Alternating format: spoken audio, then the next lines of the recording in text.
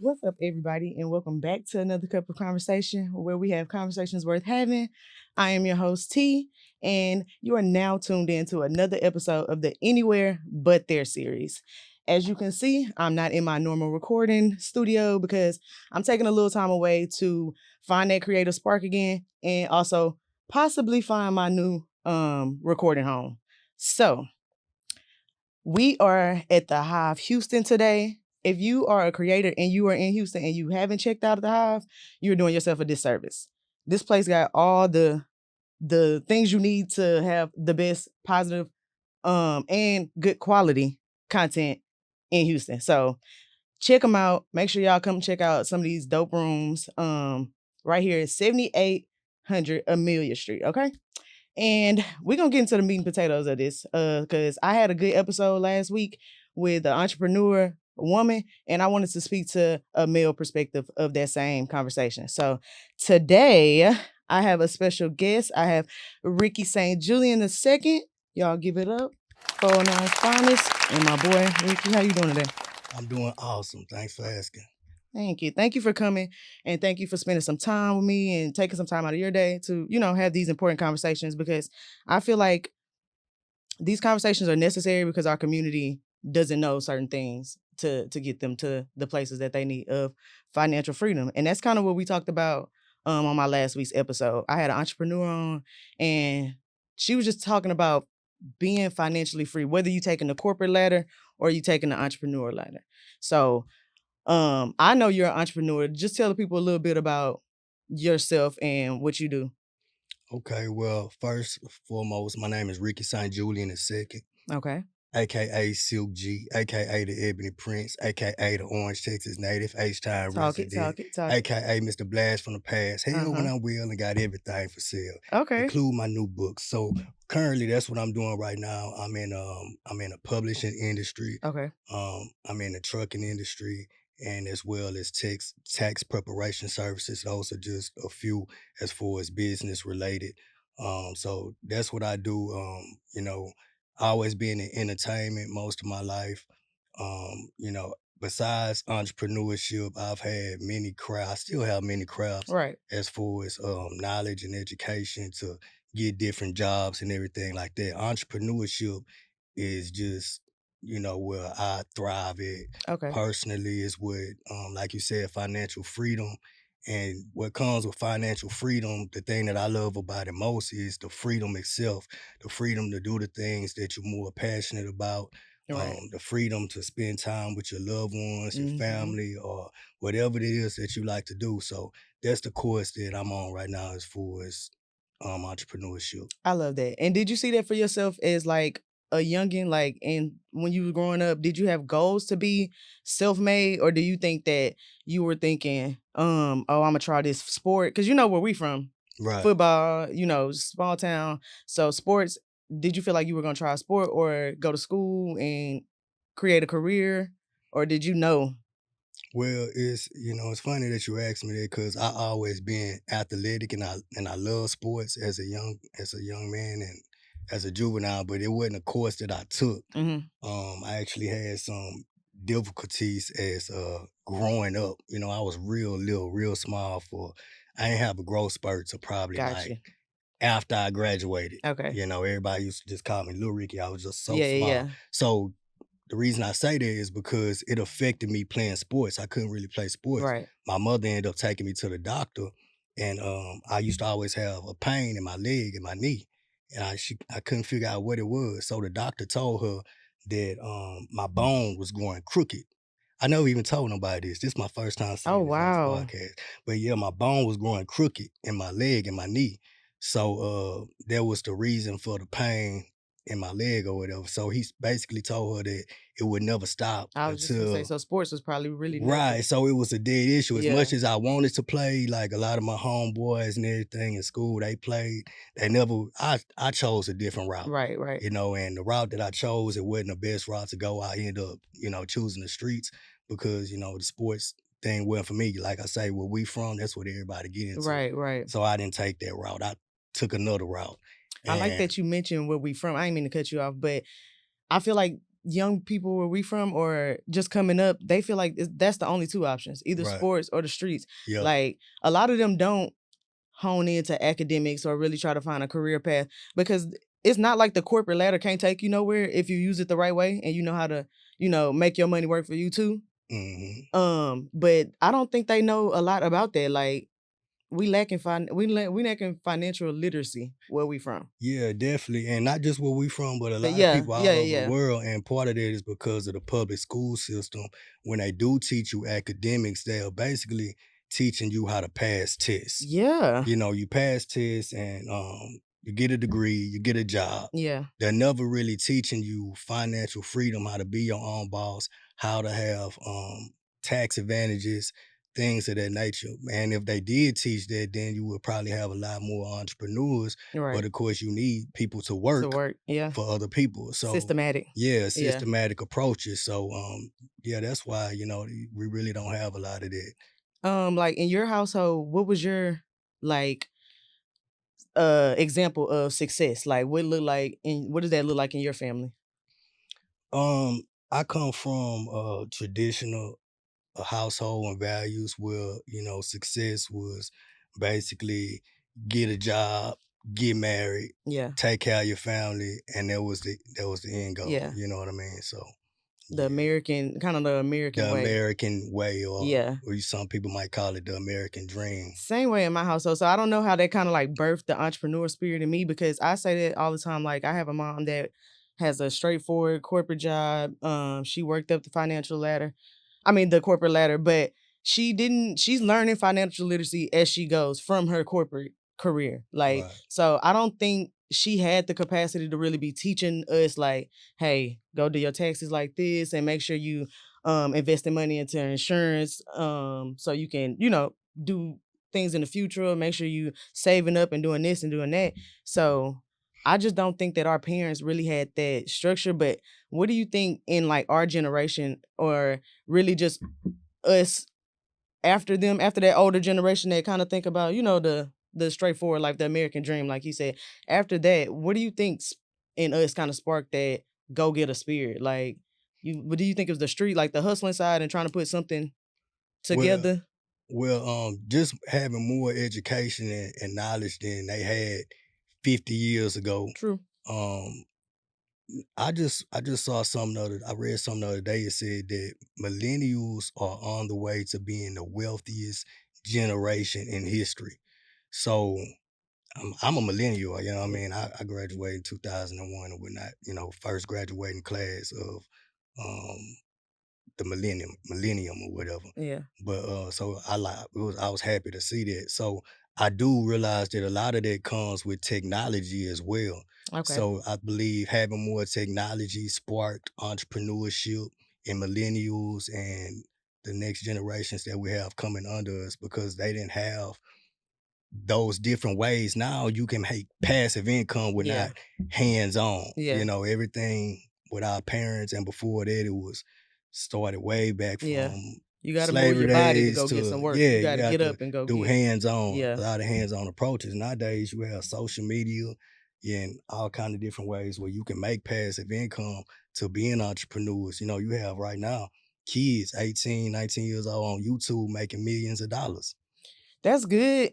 It's a gift and a curse, I feel like, because now I have a nephew that's like 18, and I feel like they don't take the time to even try to learn about certain things. Because even if you want to be that viral YouTube sensation, you still need to know about LLCs.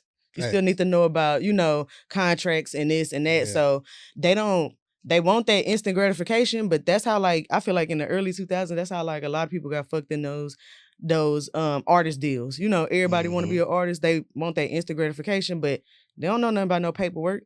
Fact. They don't know nothing about what it should look like on the percentage end. Like, you just sign and go because you want that quick. And I feel like that's kind of where the generation right up under us is getting caught, because they can go quick. They can go viral tomorrow. Oh, and definitely.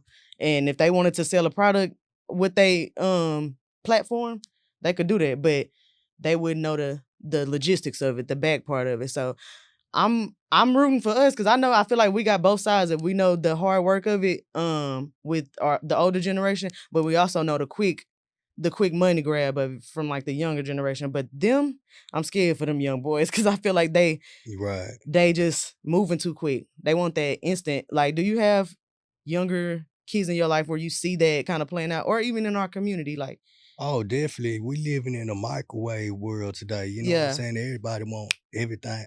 Like right now, that instant gratification. And it's not just youth. Unfortunately, there's a lot of it's adults older too. people. It's Yeah. adults too. You know, everybody, they don't want to put in the steps, the hard work and everything that it takes to, you know, when you do get it, be able to keep it. Right. Because you can get it, you know, in the society that we living in today. Like you say, you can have that viral moment, but if you haven't built your character up, if you haven't built the right steps or signed the right business contracts, everything to keep it, you can lose it just as fast as you get it. Exactly. And you know, studies show that the most successful men don't really become successful until like after 40 years old. And I know young people hate to hear that because I hated to hear it when people was telling it to me. But it's not saying that you can't get rich when you're young, because of course we know plenty of young They people got with money. Yeah. But because you haven't been taught those lessons that come along with it, those lifelong lessons, you can lose it just as fast as you get it. You know what I mean? And that happens all the time. It happened with me. It happened with a lot of people. So yeah, you have to learn the business aspect even when you get that money, you know. So tell us a little about those trials, because people hate for us to get on this couch and talk about all the, you know, just what you need to do, you need to be, without something that they had to go through. So like, tell us about like how you had to make that transition from, all right, now I know I can't play sports, I'm finna go to the streets, but then you figured out the streets wasn't it. Now you had to figure out something different. I feel like everybody at that, they get that certain age and it just hits like, I got something. It's something better that I need to be doing. I need to start being more adult. Like, you know, I need to get my money in order. I need to stop going paycheck to paycheck and just, you know, spending money and willy-nilly just doing whatever. Well, personally, for me, the transition came after being incarcerated. And I realized that at one point, it was easy for me to be like, you know what, this is all I know. Yeah. But then it started to dawn on me, well, you better learn something different, because if you keep doing the same old thing, you're going to get the same results. Yeah. You know, and had it just been me, I would have been selfish and be like, you know what, this is what it is. I'm going to do it till I die, whatever. But then after having kids, you realize that the decisions that you make just not about you. It's about the people who love you as well. Right. You know what I mean? Whether it's your kids, even if you don't have kids, you have somebody, you know, sisters, brothers, mamas, daddies, somebody out there love you. So for me, it was realizing that the choices that I made, it just wasn't about me no more. It was about other people as well. So that's when the transition for me came, when I realized, you know what, I have to learn to do something else. You know, I have to learn something different. So yeah, I just started. I'm real autodidactic. I read a lot of books while I was incarcerated, teaching myself how to do things. Never really was the type to wait on other people. If you wait on other people to do something for you, yeah, look, it might not ever happen. You know what I'm saying? So you got to take the initiative and be progressive about the things that you want and go get it. Even if you don't know how to do it, you got to teach yourself how to do it. Yeah. You know, we live in an information age these days where you can Google things, YouTube videos, and everything. So that's just what I did. You know, I used to be like in music and everything like that. So once I got incarcerated, I really couldn't have access to a studio and everything. So I started writing books. Like I ain't had nothing but a pen and paper, and I was like, okay, my escape from prison was mentally. Like my mom, she told me, baby, they can lock you up, don't let them lock up your mind. Your mind, yeah. You feel me? So Yeah. I just started writing the escape. You know, I started writing urban fiction novels, started writing self-help books. Okay. And that way, you know, when I came home, I had something to work with then. But that's just one thing. I really don't know where to start when it comes, because I've done a lot of stuff. You know what I mean? I remember when I first got out, I started working in the plants. I went to school and got my NCCER safety certification. Was that a do what I gotta do type thing, or is that something you wanted to do? I wanted to do it because I had a boss mentality, right? So even at a young age, this was like, rewind, I'm talking about like when I was like 23 years old, the first time I got out and everything like that. I was a scaffold builder. Okay. Yeah. Climbing up scaffolds and everything like that. And that's real physical Yeah. labor. That's not no easy job to do. So I was like, dang, what can I do besides this to where I don't have to do as much work? Yeah. So I like, okay, I'm gonna get into safety. So that's what made me do that. So I got certified safety, construction site safety supervisor, Yeah. all the certifications for that, OSHA, everything like that. Basically, the point I'm making is I've just always continually try to learn something else so I wouldn't have to revert back to that lifestyle that I was living. I always ask men that because I feel like y'all always fall into what you have to do Hmm. versus what you want to do. And it I don't know if y'all ever get the time to like nurture that little boy's dream. You know what I mean? Like, I don't know if y'all ever get the chance to like, cause women, I feel like we do it a lot. Like, it might be some women that go hard for their career and they do what they got to do for their kids and their lives and all this other stuff. But it's always a point, I feel like, for women more times than men that we sit down and we like, nah, I'm just doing what I've been doing, what I've been having to do. Nah, I want to do what I want to do. Right. Like, so Yeah. do y'all ever get that point? Because I know you got to take care of kids, you the Oh, provider, you definitely. gotta, Yeah, definitely. I mean, that's with most people. You feel like you're doing what you have to do. That's why so many people get a job. yeah, It's not what they want want to to do, do. Like, yeah, who really who wanna do that? yeah, You know what I mean? But they feel like that's what they have to do. And for me, I don't judge nobody because everybody's survival is interdependent. Like, hmm, I can sit up here and spill knowledge and do everything, but at the end of the day, when I walk away, you gotta pay your bills. yeah, So I would love to be in a position to where not only do I can spread wisdom to people, but I have, a nonprofit or something to to give bank back it, and yeah, help people out yeah, because I get it. You know what I mean? That's why I say I don't judge nobody what kind of job they got, whatever kind of hustle. I get it. You got to do what you got to do yeah, sometimes.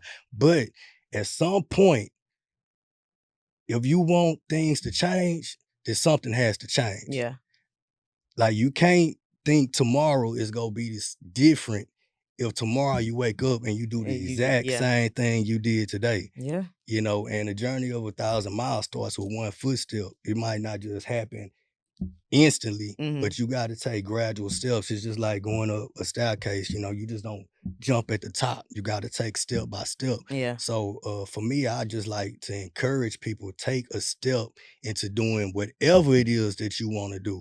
And the more steps you take towards that, you can walk away from whatever it is that you don't want to do. yeah.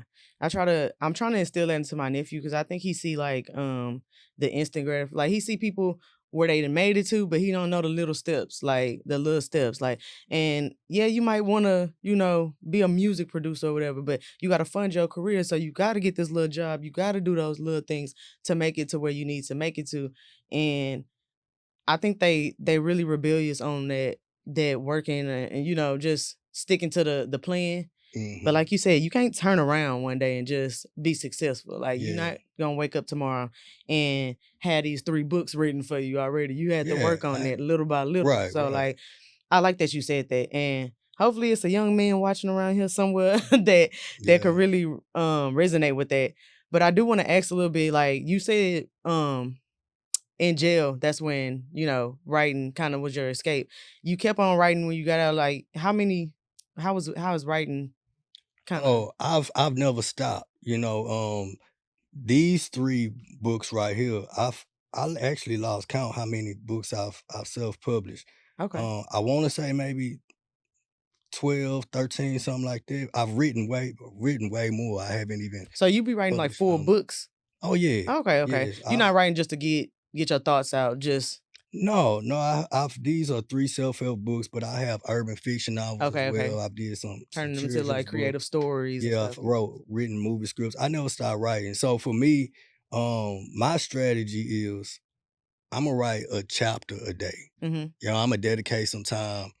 Like, I'm working on a book right now. Like, every day Imma dedicate, say, like, an hour, cause a lot of things it comes with time management. Yeah. Um, Anything you want to do comes with time right. management. So think about, we all have the same 24 hours in a day. Mhm. We have 10 toes, 10 fingers, just like Tyler Perry, Oprah Winfrey. If the only difference is what did they do with their 24 hours? Yeah. And a lot of us, we go through our 24 hours and we never dedicate time to doing the things that we want to do. And you talk to a lot of people, they say, I want to be an entrepreneur, I want my own business. What are you doing within your 24 hours to go In to that in that direction. Yeah, direction? yeah, yeah. A lot of people, they work all day. I was one of those people. I know what it feels like to work Yeah. 7 10s and 7 12s.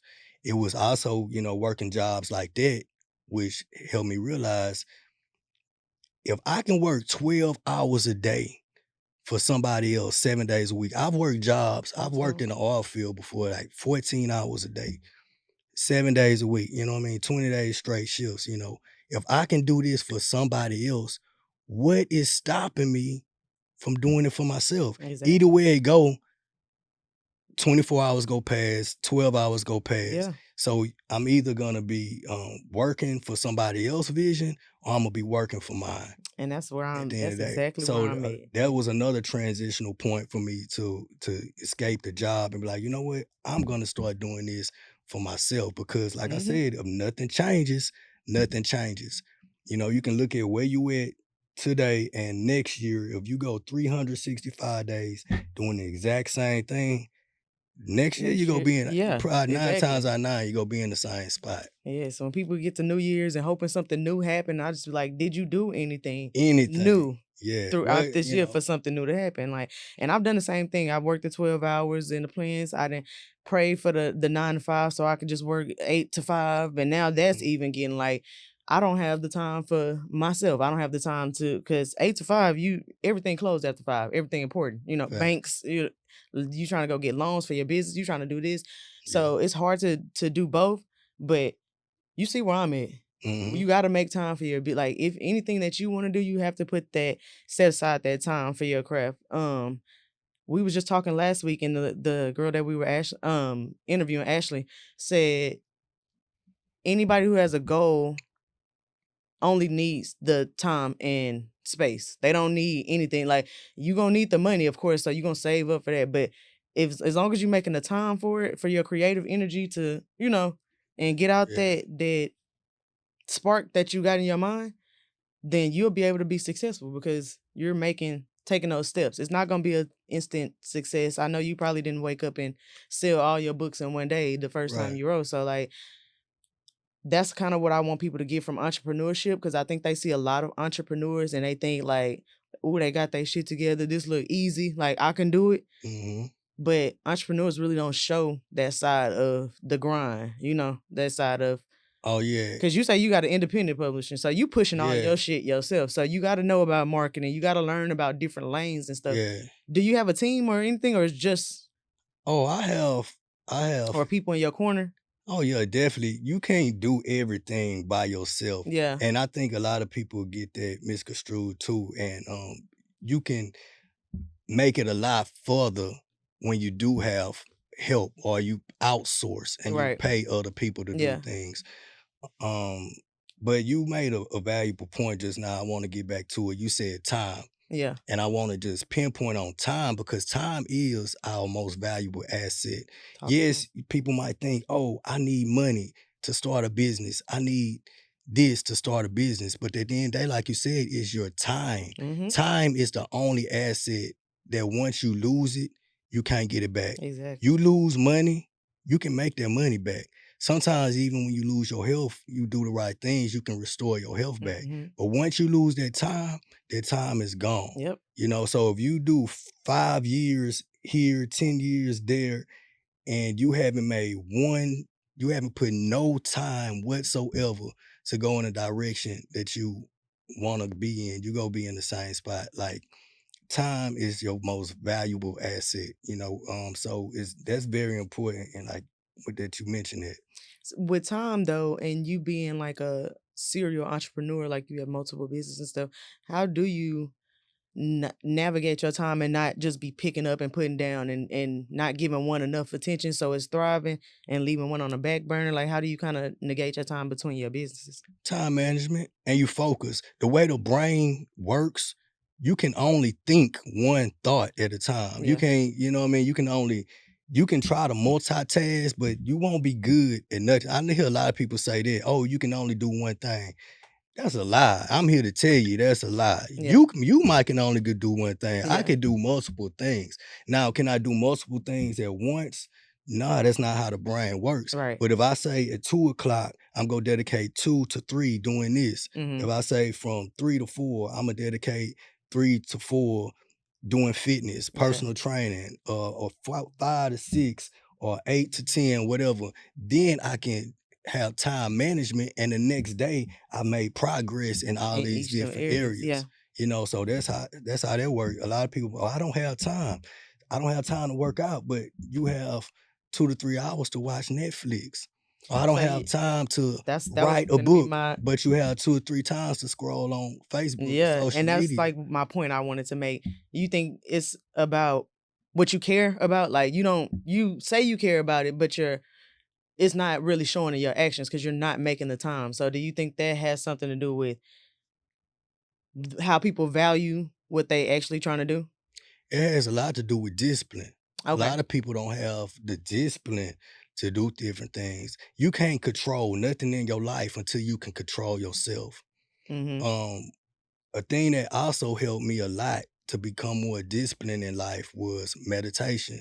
A lot of people, you know, you hear about it and everything like that without really realizing how important meditation can be. Meditation is simply nothing more than just sitting still and concentrating on your breathing. Mm-hmm. A person like me, well, the older version of me had a high anxiety, different things like that. I felt like I had to smoke, drink, whatever to calm myself down.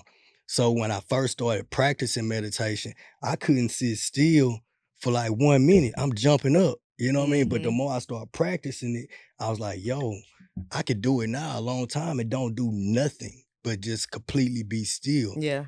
But a person who haven't done that practice, I need that's to do that. hard. You know what I'm saying? That's I'm telling hard. you. But if you can't control yourself, how do you expect to control any avenue in your life? I've been saying that like for the last few months. I've been saying I'm disciplined in certain areas, but like when it comes to like, you know, fitness and stuff like that, health and things like that, I've been so structured to do this, and I have to, it's like my body is almost running me. You know what I mean? Like if I get a craving for this, it's almost like that's what the hell I gotta go eat. Like I'm like, bro, I don't want to feel like my body is running me. I want to feel like I got a mind up here. Like, and you do. So I have to like really sit with, like you said, I might have to meditate some more. I do meditate every now and then, like when I feel like myself being too anxious, or if I feel like I'm too overwhelmed with business thoughts, I can't stop thinking about work or the podcast or whatever the case may be. I do try to just peace, be still. You know, sit and get some peace and be still. Yeah. But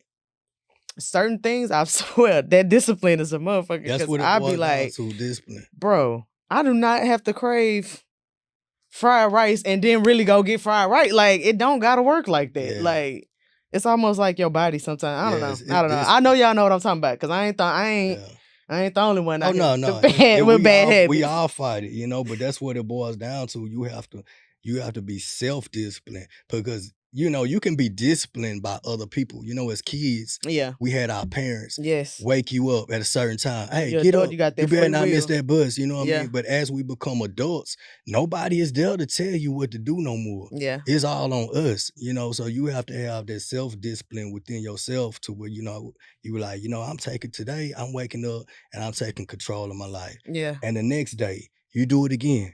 And the next day, you do it again, and you continuously make it habit forming until eventually you start to see those results. I love that. And lastly, I want you to just tell the people a little about, you said self-help books? Yeah, so I seen you posting about them on Facebook. Yeah. So this book right here, this is my baby. This is the 48 Laws of Hustling. Okay. Don't be a statistic. I actually wrote this book.